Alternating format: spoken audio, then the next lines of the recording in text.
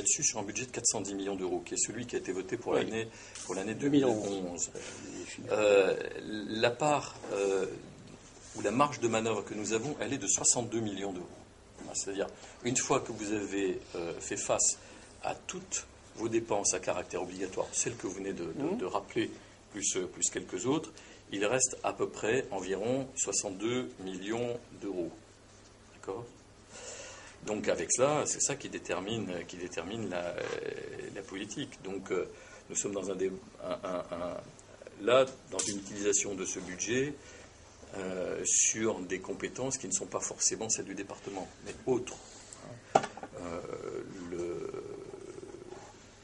Le soutien aux collectivités locales, le développement touristique et économique en soutien à d'autres, ou des initiatives que nous prenons qui ne sont, parce que justement elles ne sont pas tenues par d'autres, sur l'assainissement. Nous n'avons aucune obligation, nous le faisons.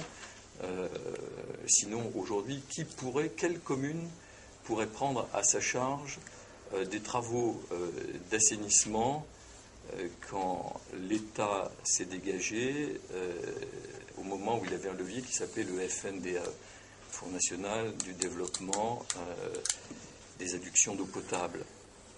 Nous sommes très souvent là, et nous utilisons très souvent cette enveloppe par substitution à d'autres. Les opérateurs privés en matière de communication de haut débit, de téléphonie sans fil, qu'on n'a pas...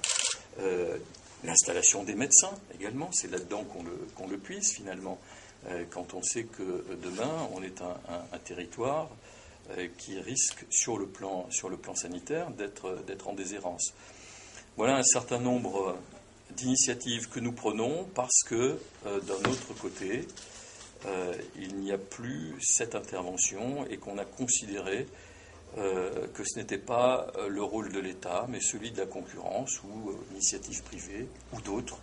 Je me souviens, j'avais suivi un reportage d'un maire du nord-est au Brésil il y a quelques temps, et qui disait, parce qu'il avait fait des choses remarquables dans sa ville, et il disait que finalement, comme nous avions peu de moyens, ça nous a obligés à être intelligents. Et j'avais bien aimé la réflexion. Et en fait, aujourd'hui, ce qu'il faut, c'est qu'avec une marge financière réduite, eh bien justement, on soit intelligent dans nos dépenses et dans nos investissements. Et ce que nous prenons, nous, c'est de dire que nos investissements doivent servir de levier pour créer de l'emploi, pour créer de l'activité, pour avoir un retour. Et c'est ce qu'on propose en matière de tourisme, c'est ce qu'on proposait pour l'aéroport, c'est ce qu'on propose pour le débit. C'est toujours dans cette vocation de se dire on va injecter, mais on va avoir un retour qui sera largement supérieur aux sommes que l'on aura pu insuffler.